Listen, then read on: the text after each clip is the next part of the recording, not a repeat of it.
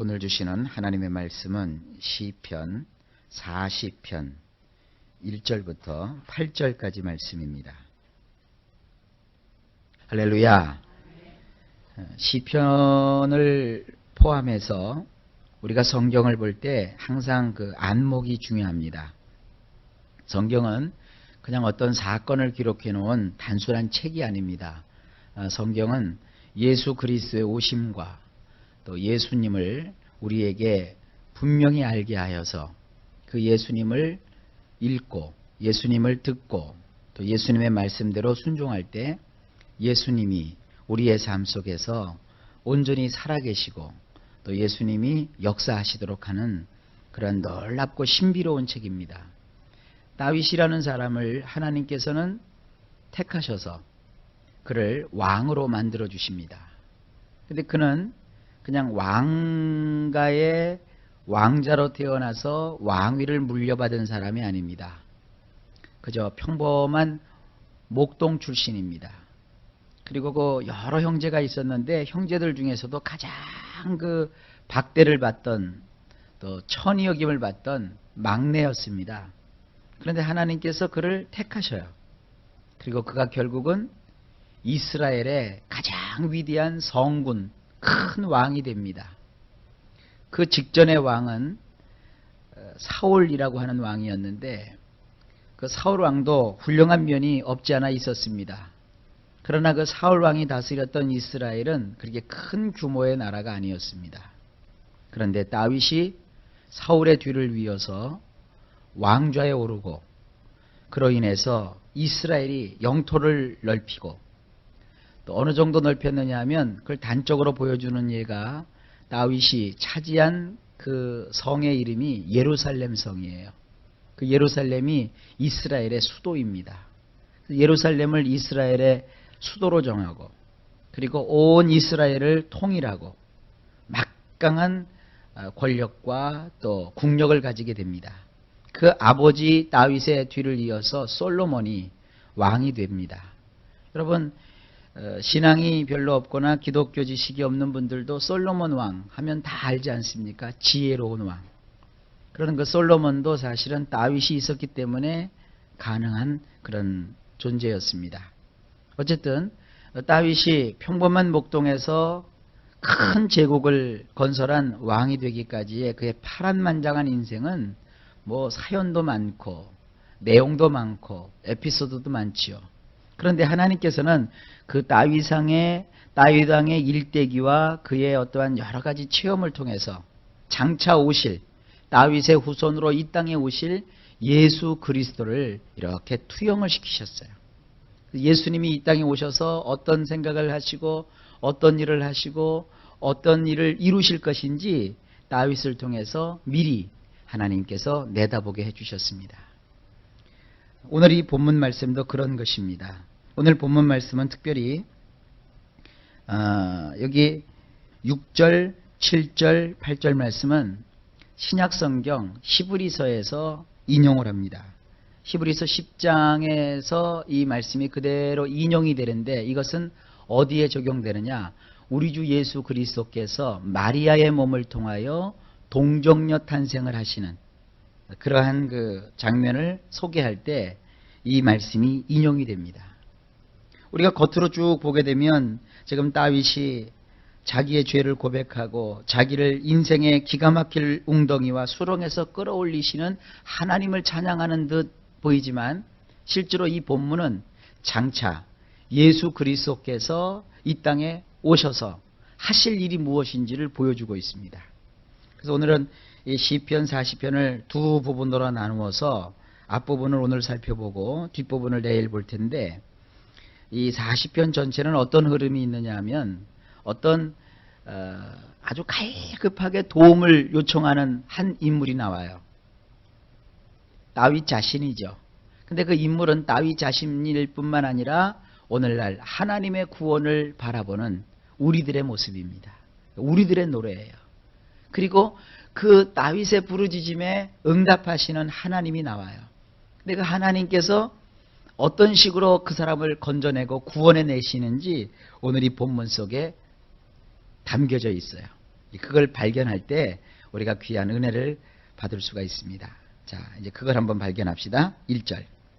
내가 여호와를 기다리고 기다렸더니 귀를 기울이사 나의 부르짖음을 들으셨도다. 참 아쉬운 것은 언어의 한계지요. 그저 우리 성경으로 쭉 보면서 이 말씀에 담긴 내용과 뜻을 이해할 수 있으면 참 좋은데, 번번이 말씀드리지만 구약 성경은 우리말이 아닌 히브리어라는 그 글로 기록되어 있단 말이에요. 근데 그 히브리어의 어감하고 우리말로 옮겨놨을 때의 어감하고 좀 달라요. 그래서 우리 그 개역 성경으로 보게 되면 원문이 주고 있는 그 참 의미를 다 드러내주고 있질 못해요. 그래서 설교자가 원문을 가지고 먼저 말씀을 보고 그것을 요즘 현대인들이 이해할 수 있는 그런 상황으로 다시 번안을 해서 제가 여러분들한테 말씀을 드리는 것입니다. 어떻게 보면 이것은 좀 새로운 시도일 수 있습니다. 여러분들이 조금 새벽 시간에 듣기에 좀 힘들고 어렵더라도 그 원문에서 나오는 그 뭐라고 할까요? 정취라고 할까요? 그 느낌을 충분히 받는다면 이 시편 40편에서 우리 예수 그리스도께서 이루시는 그 십자가 사역이 극명하게 드러나게 됩니다. 원문으로 이 1절을 해석하면 이렇습니다. 내가, 항상 그 여호와라고 구약 사람들은 발음을 하지 않고 아도나이라고 발음을 했어요. 우리나라의 어떤 교단에서는 여호와라는 말을 바꾸어 가지고 자꾸 야훼 그러거든요. 근데 그것은 그렇게 신학적으로 좋은 표현은 아닙니다. 왜냐하면 이 야훼라는 표현은 우리 보수 진영에 속한 목사님들이 사용하는 용어가 아닙니다. 야훼라는 것은 저쪽 독일 신학자들, 자유주의 신학을 한 독일 신학자들이 주로 야훼라고 표현을 하고 있고요. 또 천주교 사람들이 야훼라는 표현을 쓰고 있습니다. 여호와라는 말은 너무나도 거룩한 말이기 때문에 이스라엘 사람들은 여호와를 발음을 하지 않았어요. 글자를 써놓고. 그 여호와라는 것을 우리는 세 글자지만 원문으로 보게 되면 네 글자예요. 네 글자로 이렇게 써놓고 이것은 발음을 하지 않았어요. 그래서 여호와라는 말 대신 그들이 아도나이라고 불렀어요. 그 아도나이라는 말이 뭐냐면 주님이라는 뜻입니다. 주님. 그리고 여호와를 자꾸 야훼라고 발음하는 것은 히브리 말은요, 언어는 자음과 모음이 있는데 히브리 말은 글자를 쓸 때는 모음이 없어요. 다 자음만 써요. 그래서 자음만 이렇게 기록을 해놨기 때문에 모음은 그때그때 그 나라 사람들의 풍습이라든지 언어 습관에 따라서 발음이 달라져요. 여호와라고 글자를 써놓고 발음을 하면 어차피 여호와라고는 그들이 발음을 안 하니까 그걸 줄여가지고 야훼라고 발음을 하는 거예요. 야훼가 됐던 여호와가 됐던 사실은 이스라엘 사람들은 그렇게 발음하지 않고 아도나이라고 발음을 해요.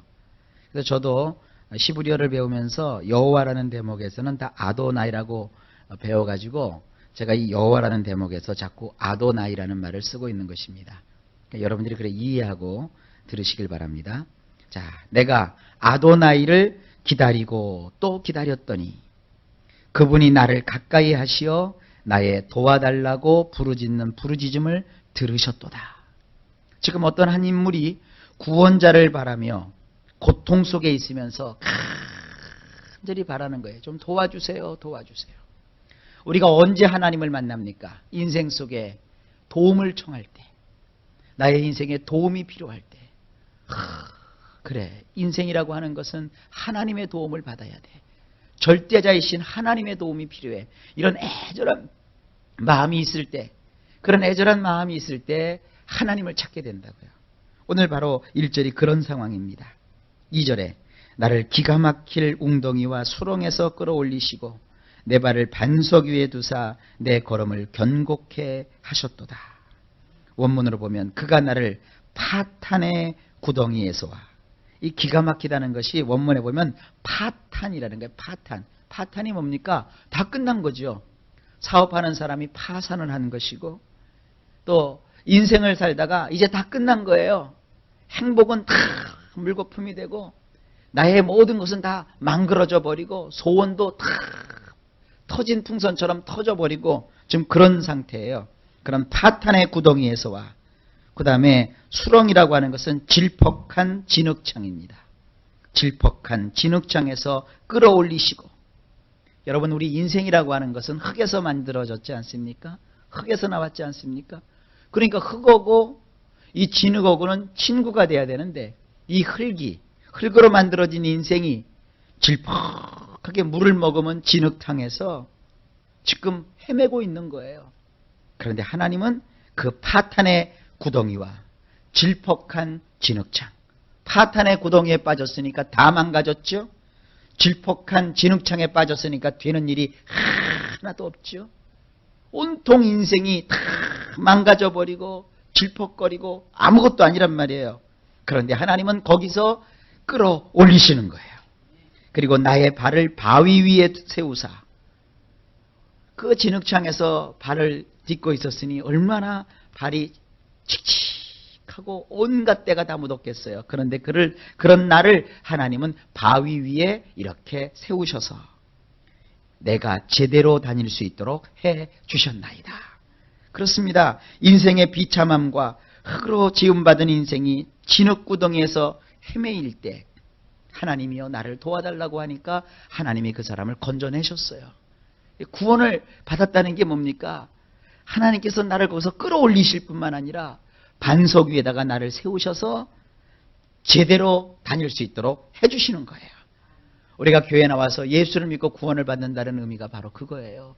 예수님을 믿으면 하나님께서는 나를 그 파탄에 이르게 하는 죄악에서, 그리고 인생의 질퍽거리는 어려운 문제에서 나를 건져주실 뿐만 아니라, 나를 살려주실 뿐만 아니라 나를 반석 위에 세우셔서 이제부터 제대로 다닐 수 있도록, 제대로 살 수 있도록 해 주시는 것, 이것이 하나님이 베풀어 주시는 구원입니다. 저나 여러분이나 하나님을 믿지 않습니까? 우리의 인생이 하나님을 만나는 그 시절, 내가 처음 주를 만나던 그날, 나의 인생은 비참하고 볼 것이 아무것도 없었어요. 심지어는 나는 사람에게 다 실어 버림바 되었고, 내가 하는 모든 일은 다 무너져 내렸고, 나의 인생 가운데 온전한 부분, 성한 부분은 한 곳이 없다 할지라도 하나님이 나를 구원하셔서 건져내시면 나의 인생은 달라지는 거예요. 제대로 사는 거예요. 정말 멋지게 이 세상에서도 사는 거예요. 우리의 구원은 저 세상 천국 가는 것만 있지 않아요. 천국은 물론 가거니와 이 세상 살아가는 동안에서도 주 예수님이 함께해 주심으로 제대로 다닐 수 있는 거예요. 어떻게 그런 구원이 나에게 이루어질 수 있었던가? 어떻게 하나님께서 나를 구원하시는가? 하나님의 구원을 받은 사람의 삶은 어떠한가? 이제 3절부터 나와요. 새 노래 곧 우리 하나님께 올릴 찬송을 내 입에 두셨으니 많은 사람이 보고 두려워하여 여호와를 의지하리로다. 원문으로 보면 그분이 내 입에 우리 엘로힘 하나님을 찬양하는 새 노래를 주셨도다. 많은 사람들이 보고 두려워하여 아도나이를 신뢰하게 되리이다. 여호와께서 하시는 일은 말이죠, 우리에게 새 노래를 주시는 거예요. 그래서 엘로힘 하나님, 전능하신 엘로힘 하나님을 찬양하는 새 노래를 주시는 거예요. 서울 와서 보니까 참 그 지하실마다 노래방이 그렇게 많더라고요. 이렇게 쭉 노래방 앞을 지나가다가 노래소리가 나서 한번 제가 들어봤어요. 이게 무슨 노래들을 하는가. 주로 내용이 그렇더구만요. 세상은 미칠 것만 같다. 또 사랑을 하면 끝까지 사랑을 해야지. 나를 버리고 떠나간 사람. 또 뭐 이별. 다 그거예요. 그게 헛노래예요, 헛노래. 근데 더 웃긴 건 그거를 틀어놓고 춤을 춘다는 거예요. 그거를 틀어놓고 으쌰 아싸 하면서 쭉 하는 거예요. 그런데 예수를 믿고 우리가 찬송가를 보세요. 여러분이 찬송을 잘 모를 때는 모르지만 이 찬송 가사 한 구절 한 구절을 보세요. 제가 새벽마다 드리는 찬송 그냥 아무렇게나 드리는 찬송이 아니라 그날 본문 말씀하고 이렇게 연관이 되는 찬송을 제가 찾아서 하거든요. 그럼 그 구절 하나하나가 다 뭐예요? 다 살리는 얘기잖아요. 멸망 속에 있는 자를 건져내시고, 죽음에 처한 자를 살려주시고, 병든 자를 고쳐주시고, 희망을 주시고, 용기를 주시고, 저 하늘을 보라보게 하잖아요. 그게 뭐예요? 새 노래예요, 새 노래. 옷도 말이죠, 새 옷을 입으면 얼마나 기분이 좋아요. 얼마나 기분이 좋아요. 하루가 기분 좋으려면 남자들 같은 경우 머리를 깎으라 그랬어요. 그리고 일주일이 좋으려면 새 옷을 입으래요. 새 옷을 사서 입으래요. 그리고 한 달이 기쁘려면 차를 바꾸래요. 그리고 1년이 좋으려면 집을 바꾸래요. 어쨌든 새 것은 좋은 거예요. 그런데 새 노래로 바꾸면 영원토록 좋은 거예요. 여러분, 예수를 믿는 사람은 노래가 달라져요. 노래가. 그래서 예수를 믿고 나서 집에 가서 즐겨 들었던 노래 테이프들 한번 이렇게 보세요. 거기 그동안에는 노래가 흥겨워서 그 가수가 참 좋아서 혹시 노래를 불렀을지 모르겠지만 그 가사를 음미해 보세요. 다 나를 망하게 하고 죽게 하고 갈라서게 하고 쪼그라들게 하는 내용밖에 없잖아요. 그런데 찬송을 보세요. 주 예수 사랑 기쁨 내 마음속에 하나님을 찬양하고 노래하는 온통 그런 노래들 뿐이에요. 여러분 삶 속에 하나님이 먼저 새 노래를 주셔서 여러분의 인생으로 살게 하시는 거예요. 노래하는 인생이 되게 하시는 거예요. 그 결과 어떤 일이 벌어져요? 믿음이 생기는 거예요. 하나님이 우리를 구원하시면 그 결과 하나님을 신뢰하는 믿음이 발생하게 되고요. 그리고 하나님을 만나고 하나님을 믿을 수 있는 대상이 뭐냐? 오늘 성경에 보니까 많은 사람이라고 그랬어요. 그 많은 사람 속에 우리도 속해 있는 것입니다. 4절에 여호와를 의지하고 교만한 자와 거짓에 치우치는 자를 돌아보지 아니하는 자는 복이 있도다. 아도나이를 신뢰하고 자랑을 일삼는 자들과 거짓으로 치우친 자들 쪽으로 향하지 않는 사나이는 참으로 부러움을 사는 자이니라. 그러니까 하나님께서 그를 구원하셔서 하나님이 정말로 행복하고 복되게 삼아주시는 그런 인생은 어떤 자냐? 하나님을 첫째 신뢰하는 자예요. 그리고 자기 인간 자랑을 일삼고 거짓으로 치우친 자들 쪽으로 우리가 향하지 않는 거예요. 그렇게 하도록 하나님이 우리를 구원하시는 것이죠. 그래서 5절을 보면 이렇습니다. 여호와 나의 하나님이여 주의 행하신 기적이 많고 우리를 향하신 주의 생각도 많도소이다. 내가 들어 말하고자 하나 주의 앞에 베풀 수도 없고 그 수를 셀 수도 없나이다. 원문에 보면 얼마나 급했던지 5절 앞부분에 제일 먼저 뭐가 나오느냐면 많습니다. 아주 많습니다. 이게 나와요. 아주 많습니다. 당신이 이룩하신 것이 그 놀라운 일들이 말입니다. 아도나이 나의 엘로힘이시여 당신은 우리들에 대하여 많은 생각을 가지고 계십니다. 주님과 비교할 만한 것이 없나이다. 내가 그것을 설명하려고 해도 내가 말하려고 해도 그것들이 너무나도 많아서 셀 수도 없나이다. 어때요? 원문으로 보니까 좀 다르죠? 그런 그 절박하고 군박한 상황 속에서 하나님께 도움을 막 청했는데 하나님이 정말 그를 도와주셔서 건져내셨단 말이에요. 그때 그 건져내심을 우리가 받고 보니까 너무나도 많다는 거예요. 하나님이 나를 위해서 이루어 놓으신 그 일이 말이죠. 여러분 신앙은요 평생 나를 위해서 엄청난 구원을 이루신 하나님을 찬양하고 높이고 그것을 기리는 거예요. 비교할 수 없는 이 하나님의 은혜, 비교할 수 없는 이 하나님의 엄청나신 기이한 일, 위대하심이 저와 여러분의 삶 속에 넘칠 것입니다. 그래서 그것을 다 찾아서 일일이 세려고 해도 다 셀 수가 없었다는 거예요. 우리도 그렇게 하나님께서 주시는 그 은혜를, 셀 수 없이 많은 은혜를, 헤아릴 수 없는 그런 은혜를 받았다는 사실을 깊이 명심하시기를 바랍니다.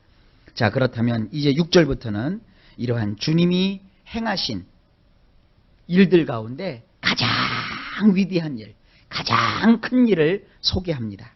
그것이 6절입니다. 주께서 나의 귀를 통하여 들리시기를 제사와 예물을 기뻐하지 아니하시며 번제와 속죄제를 요구치 아니하신다 하신지라. 원문을 보면 희생제사와, 우리 여기 성경에는 예물이라고 되어 있는데 예물이 아니라 소제제사를 당신은 즐거워하시는 분이 아니라고 나의 두 귀 구멍 깊숙이 말씀하셨기에 내가 똑똑히 들었나이다. 또한 번제와 속죄제도 당신이 사실은 요구하지 않으신다 하셨나이다.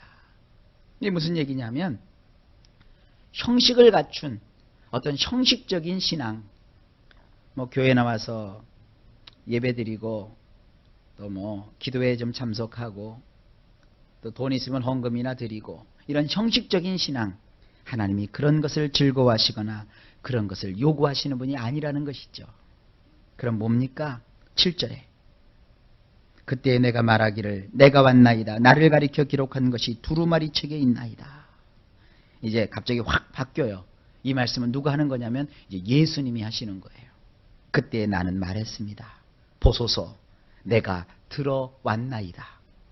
두루마리 책에 나에 관하여 기록되어 있나이다.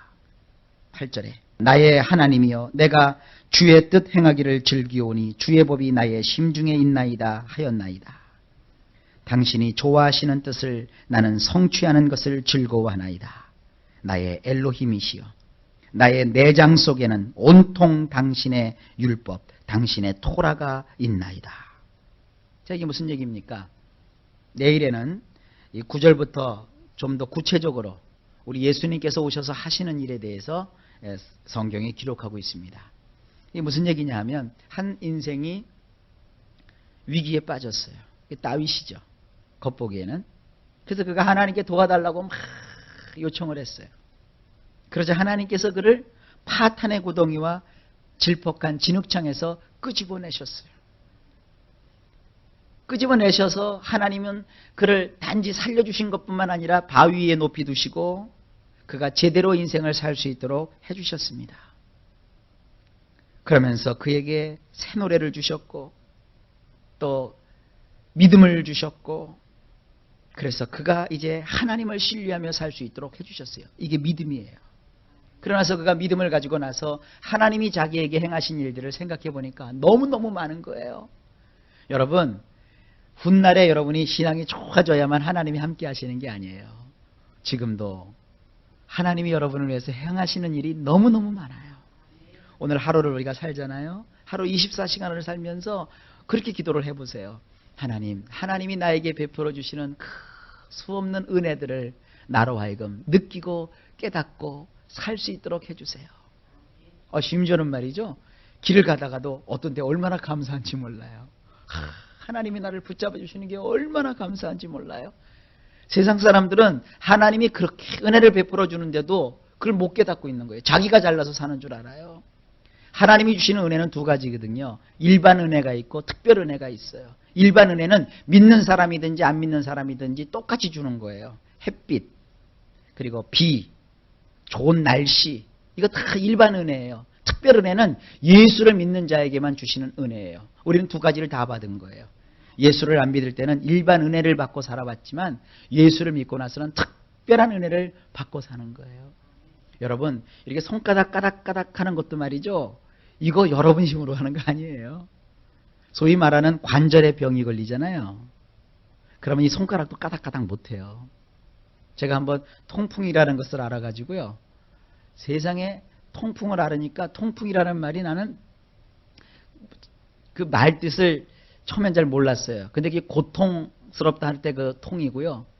그 다음에 그 풍이 바람풍자예요. 고통의 바람이 불어가지고 머리끝부터 발끝까지 그 통풍이 발진하게 되면 관절에 아픔이 오는 거예요. 근데 그 아픔이 어느 정도냐면 호랑이가 꽉 사람을 물었을 때 그 고통이래요.